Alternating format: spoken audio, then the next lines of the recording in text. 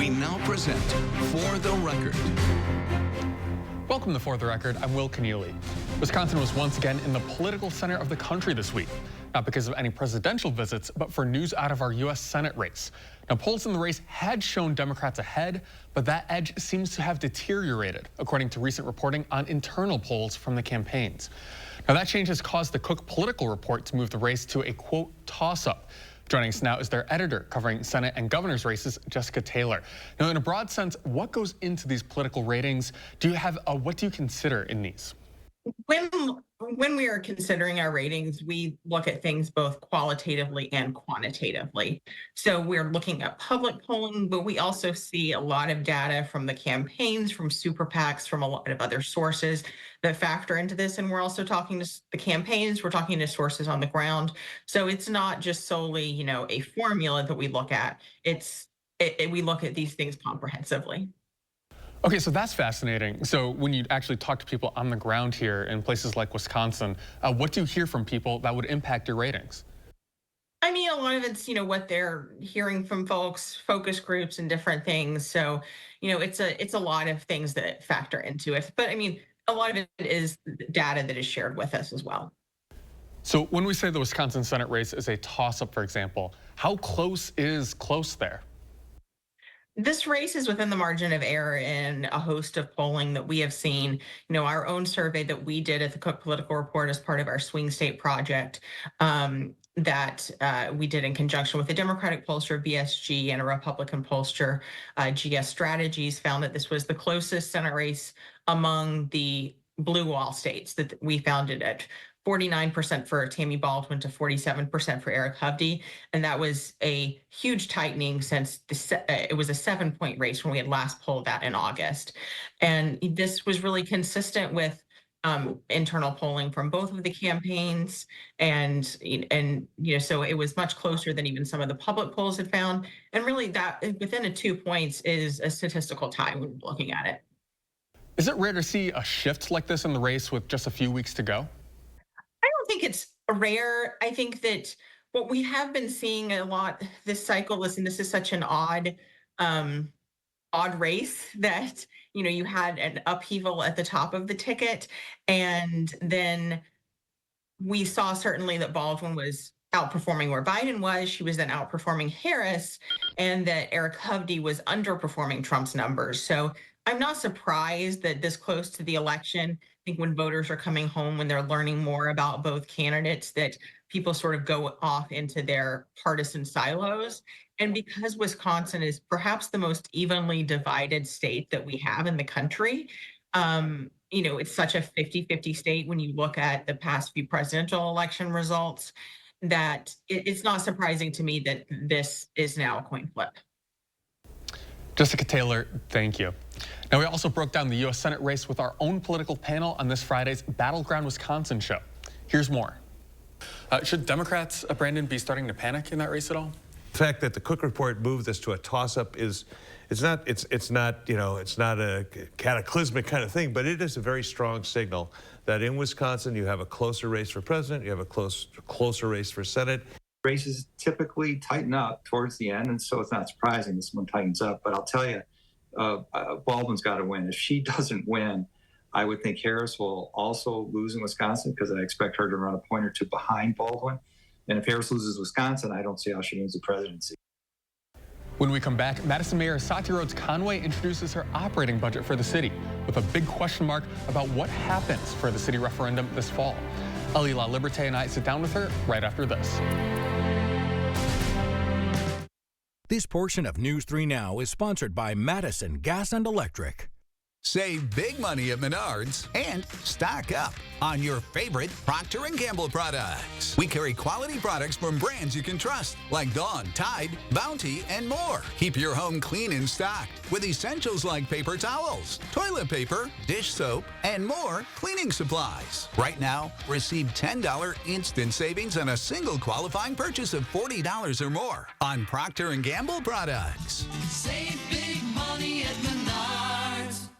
He murdered a father of 3, sentenced to life in prison. Kamala Harris pushed to use tax dollars to pay for his sex change. I made sure that they changed the policy so that every transgender inmate would have access. It sounds insane because it is insane. Kamala was the first to help pay for a prisoner's sex change. The power that I had, I used it in a way that was about pushing for the movement, frankly, and the agenda. Kamala's agenda is they, them, not you. I'm Donald J. Trump, and I approve this message. Well, I'm a paid actor, and this isn't a real company. There's no way to fake how Upwork can help your business. Upwork is half the cost of our old recruiter, and they have top-tier talent in everything from PR to project management. Because this is how we work now. Do you have an idea for an invention, but you don't know what to do next? Call InventHelp. They've been helping inventors for 35 years. Call today for free information. Call 800-550-5543. Gruber Law Offices. One call, that's all. They treated me like family. They're actually people that you can depend on. They made me feel seen. They really treated me like I was a part of their family, a part of their team. They ask how you're doing, how you're feeling. They're just so welcoming and so sweet and kind. It's like a family, caring about another member of the family. If you've been injured, it costs you nothing to see if Gruber Law Offices can help. Welcome back. Madison faces a $22 million budget deficit with some tough choices to make ahead of next year. But Madison Mayor Satya Rhodes Conway hopes that might be a little easier if city voters pass a referendum on the November ballot. Now, this week she introduced 2 competing budget plans, one if the referendum passes and one if it fails. Now, this also comes as the city faces significant busing infrastructure issues just weeks into the launch of the bus rapid transit system. Myself and reporter Ellie LaLiberte sat down with the mayor for more. So we're experiencing some bus issues right now with Madison Metro. Kind of what's the status of that? Well, we are making progress every day.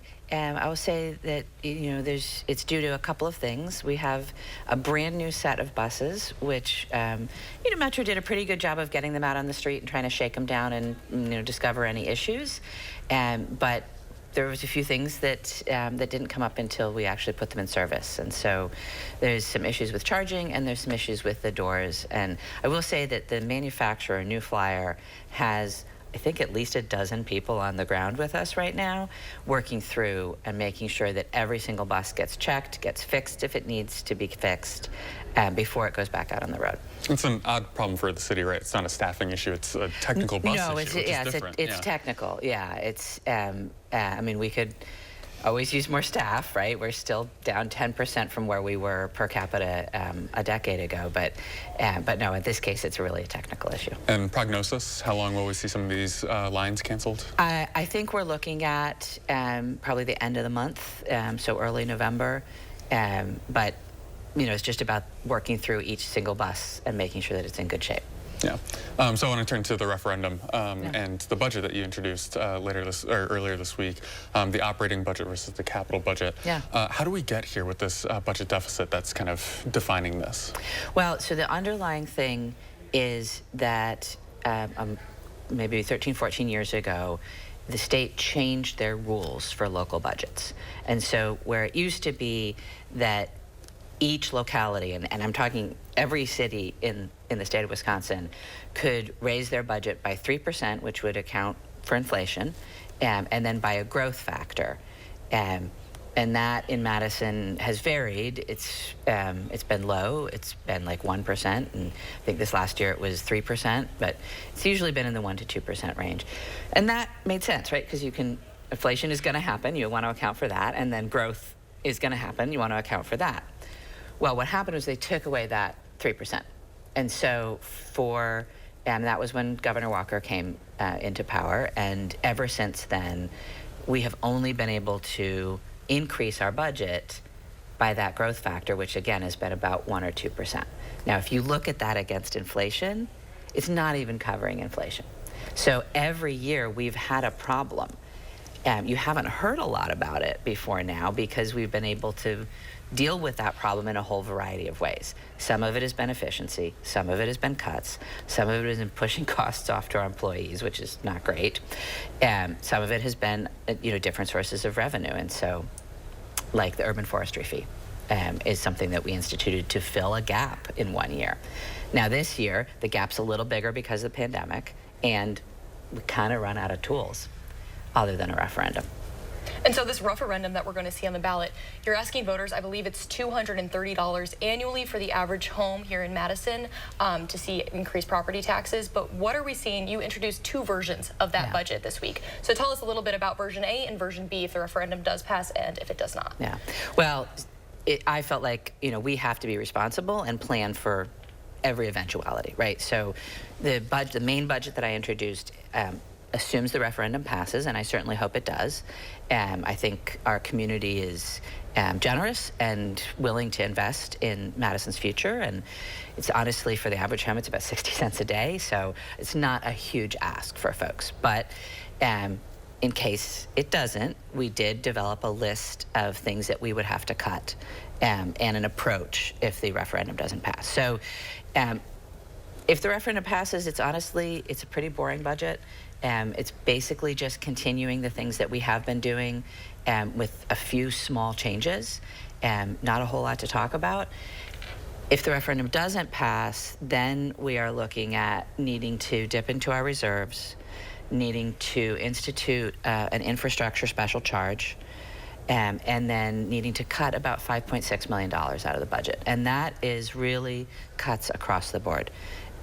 Almost every agency will experience some cut. Things that folks might notice, we'll reduce library hours and programming, we reduce metro service, we reduce brush pickup and the drop-off sites for streets. So, you know, real services. And part of the reason for that is that we've been asking our staff to do more with less for over a decade. And I didn't want to keep doing that. I wanted to recognize that at some point you just can't keep providing the services without the resources. So that's what we're looking at. I think the other thing that's important to understand about this is it's not a question of if the referendum doesn't pass, your household won't see any increase, right? The special charge goes on the municipal bill. So that actually will have an impact on households if the referendum doesn't pass. So I think that people need to take into account sort of, would you rather have it on the property tax or on the municipal bill? So we're seeing a litany of different referenda in the Madison area with the City of Madison, but also MMSD, both the capital and operating referenda. If it's, a plate of options that voters are looking at this November, why should they be looking at maybe supporting Madison versus the MMSD referendum? Well, I'm never going to say you should not support all three. I think our schools need investment as well. And again, I think our community is prosperous and understands the importance of education. So, I think that the main difference is a difference in scale, right? The city referendum is much smaller than the schools, and so that's one thing that I expect people will be looking at. I think our school buildings need investment. I think our teachers need to be paid. So the real solution here is at the state level, and the schools are facing the same problem that the city is facing, and frankly, again, that cities all across the state of Wisconsin are facing, is that their revenue sources have been deeply restricted by the state legislature. And so for both the schools and for municipalities, the real solution's at the state level. And that's what that's what we need to work on, right? After we see who gets elected in November at the state legislature, I think everybody has to go to the state and say, this isn't working. We need to figure out a different way to fund municipalities and to fund schools so we're not burdening so much onto the property tax. And so you mentioned that this referendum, if it does pass, is a way to buy time to work with the state legislature. Talk to me a little bit about what that process looks like, what you're trying to see change for local government funding at the state level. Yeah, so we expect that it might take us 1 or 2 state budget cycles, which is, maybe 4 or 5 years to make some progress. But there's a number of things that the state could do. So they could change that levy limit restriction, right? Give us back that 3% or index it to inflation, right? That would really make a huge difference. They could give Madison or other communities a local option sales tax so that we could benefit from, the commerce that happens in our community. They could give us a regional transportation authority so that the cost of running our transit system isn't on the property tax, but would be on a sales tax through an authority, which would be a separate level of government. We could, they could just pay their bills, honestly. The state owes us over $13 million every year for the services that we provide to state properties. So we provide fire and police service to all of the whole UW campus, all the state properties in Madison, and they pay about 40% of that bill. So if they paid the whole bill, we'd have $13 million more in our budget. It wouldn't totally solve the problem, but it'd get us pretty close. So there's a lot of things the state could do. We're going to have those conversations. It's going to need to be a bipartisan solution. And so we're talking with other communities around the state, other folks that are interested in local government. We'll see what happens in November. But I do think it's really important. We're not going to, there's no solution that's going to come before the 2025 city budget, right? So we need the referendum to, again, give us that time to work with the state. And if we can pass this referendum, we can balance the budget for 6 years. So we will have the time we need in order to get that change at the state level. When we come back, we join Congressman Brian Stile on the campaign trail as he speaks with voters. We'll be right back after this.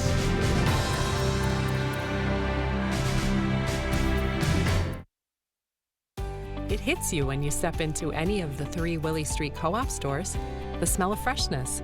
We work with hundreds of farms and vendors to bring you natural, organic, and local food selection unmatched in Madison. Everyone is welcome at Willie Street Co-op, and if you join our more than 30,000 owners, you'll get more sales, discounts, and perks. Fresh, local, organic, yours, Willie Street Co-op. 100 Republicans who worked in national security for Presidents Reagan, both Bushes, and for President Trump, now endorsing Harris for president. She came up as a prosecutor, an attorney general, into the Senate. She has the kind of character that's going to be necessary in the presidency. Vice President Harris is standing in the breach at a critical moment in our nation's history. We have a shared commitment as Americans to do what's right for this country. This year, I am proudly casting my vote for Vice President Kamala Harris. Former generals, secretaries of defense, secretaries of the Army, Navy, and Air Force, CIA directors, and National Security Council leaders under Democratic and Republican presidents, Republican members of Congress, and even former Trump administration officials agree there's only one candidate fit to lead our nation, and that's Kamala Harris. I'm Kamala Harris, and I approve this message. Wake up, people! Rotten sleep means rotten moods, rotten backs, rotten health. Rotten breath goes without saying, but you're in luck. Because during the incredible value sale, the more you buy, the more you save. Save $100 on every $1,000 you spend. Check out the Buena Vista. Any size, any model, and save $100. Or get 60 months no interest and free shipping. Kick that rotten sleep to the curb. Only at Denver Mattress. The easiest way to get the right mattress. Welcome back. It's campaign season for politicians, and while you may see them making the speeches at the big rallies, you'll also find them going door to door meeting with voters. We caught up with Congressman Brian Stile doing just that. He's running for re-election in the 1st Congressional District, spanning Janesville and Rock County over to Racine and Kenosha.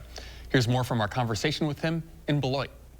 So in a broad sense, trying to get a sense of what this election is about. So when they write the history chapter on the 2024 election, what will be the headline? I'm out knocking doors today in Beloit, and what I'm hearing from voters today is what I hear time and again, and it's how do we get our country back on track and address the fact that so many families can't afford the things that they need, and what do we need to do to secure the U.S.-Mexico border?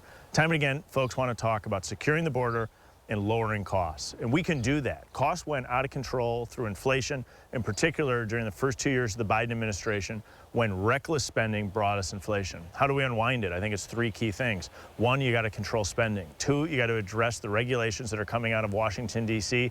that are making things more expensive. And 3, We need an all-of-the-above energy approach to bring down the cost of energy so families can afford the things that they need. As it relates to the border, I think there's 4 key policies that we could put in place immediately that would have significant impact. You'd end catch and release, end abuse of the parole system, restart border wall construction immediately. And if we do these things, we have an opportunity to secure the border, lower costs, and get our country back on track. So when you're talking to these voters, in a sentence, what's your pitch to them to give you another term? I think we got a lot to do to get our country back on track, and it's about lowering costs so you can afford what you and your family need. It's about securing the border because the broken border policies, the Biden-Harris administration, are having real impacts here in the state of Wisconsin and communities like Beloit and across our state. So someone in your role, I'm always fascinated by. You went from a person kind of behind the scenes, working to make this stuff happen, to now you're in front of the cameras. What was part of that jump? Why did you decide to, initially step up and run for office? For the 10 years before I ran for office, I worked for great Wisconsin manufacturing companies. I spent about a decade working here in Beloit at a company that's now called Regal Rexnord. It's about making sure that we have good family-paying jobs here in the state of Wisconsin. And so coming from a private sector background, in particular a manufacturing industry here in Wisconsin, you see firsthand how the federal government gets in the way of preventing job growth and good wages here. And if we do this right, we can have good, strong, family-supporting jobs here in Wisconsin, not only for current workers, but for future generations. So you're facing Peter Barca, a pretty well-known Democrat. What do you make of your opponent? Yeah, I think it's a contrast in policies. I mean, I'm working to make sure that we're lowering costs and addressing the reckless spending that we saw out of the Biden-Harris administration. I'm working to secure the border. And so there's a contrast in policies, but having that conversation about what we need to do to get our country back on track is exactly what we should be doing as we head into the home stretch of this election. So the last 2 years, it's been the second 2 years of this Biden term there. What have been some of the bigger accomplishments for you? I've been really proud that I've been able to work across party lines to get bills signed into law. One of my bills was signed into law last year, making a change at the Federal Election Commission to make campaigns and campaign fundraising more transparent. I think all of us agree we should have less money in politics, and the money that's there should be visible to people. Got that across by working with Democrats across the aisle, as well as Democrats in the United States Senate. And President Biden signed that bill into law and thanked me for my leadership and work on that issue. That said, there's a lot more work that needs to be done. We need people who are willing to reach across the aisle to get the job done on behalf of American workers and American families. And I stand willing to work with anybody to address what I think are the 2 key issues here, which is lowering costs for families and securing the U.S.-Mexico border. So if we see perhaps another speakership fight within the next couple of years here, what kind of values would you want that speaker to, embody? Who would you want to see kind of in that office there? I think Speaker Mike Johnson has been doing a great job in a narrowly divided House. As we look forward, I'd love to make sure that he stays in that role. But the man or woman who is the Speaker of the House needs to be a person of integrity, but also a person that can get the job done. I think we've seen that in Speaker Johnson navigating a narrowly divided House in a difficult period of time of a divided government. But we need somebody who is a person that continues to get the job done and a person of integrity. I think we have that in Speaker Johnson. But as we always move down the road, I think it's always important to be looking for those key attributes. Now, if we see a repeat of what we saw in kind of late 2020 and 2021 there, is there any circumstance under which Congress should not ratify the results of an election? My record speaks for itself on this. I think as we work to increase Americans' confidence in our elections, we have a real opportunity to have a safe and secure election. I've been working to make sure that we're furthering our goal towards election integrity, and I think we have an opportunity here for a strong election in the state of Wisconsin. So we're talking a little bit off air about the Trump rallies, certainly. Now your predecessor, a well-known Janesville Republican, says he will not vote for Trump. I guess, what do you make of that?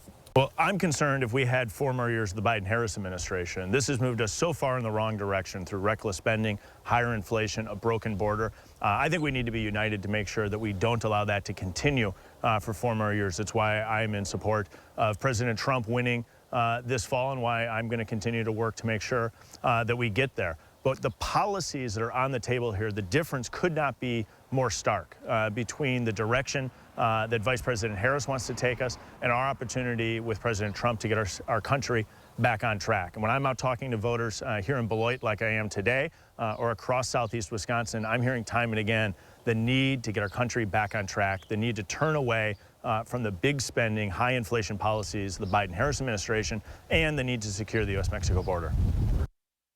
Style is running against Democratic candidate Peter Barca. We've reached out to the Barca campaign as well and expect to take you along the trail with him soon. When we come back, an inside look into the strategy for how campaigns show you TV and digital ads. We'll be right back after this.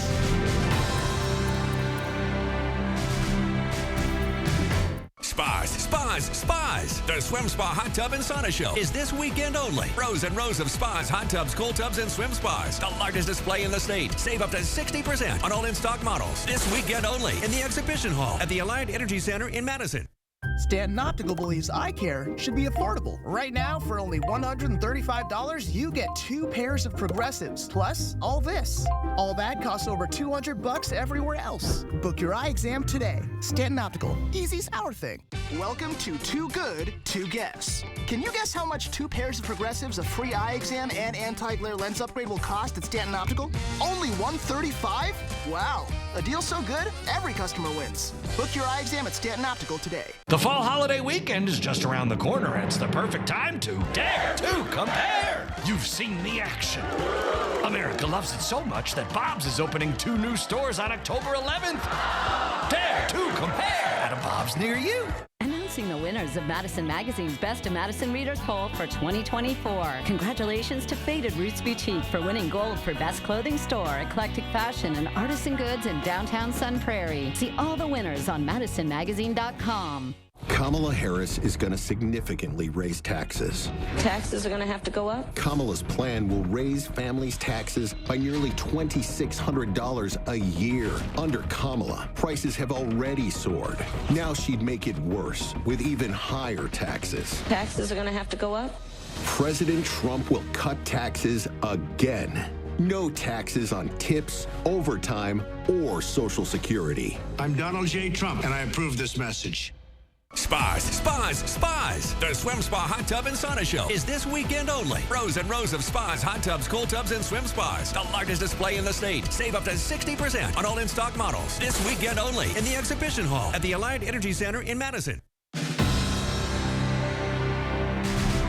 Welcome back. You've probably been getting bombarded by campaign ads this season, but how and where the candidates decide to show them, that can be a matter of complex strategy. A statewide office or a state legislative, state senate, or state assembly race to be able to break through what we call ad clutter. Ad clutter is the amount of advertising that's out there that makes it very difficult to break through with a message unless you're spending a lot of money. So it's a tricky task for any campaign manager or consultant, especially when you get down the ballot, down the race. But it's really about finding your audience, and there are a lot of tactics and tools that are creative to do that. That does it for us this week. I'm Will Keneally. Have a great rest of your weekend.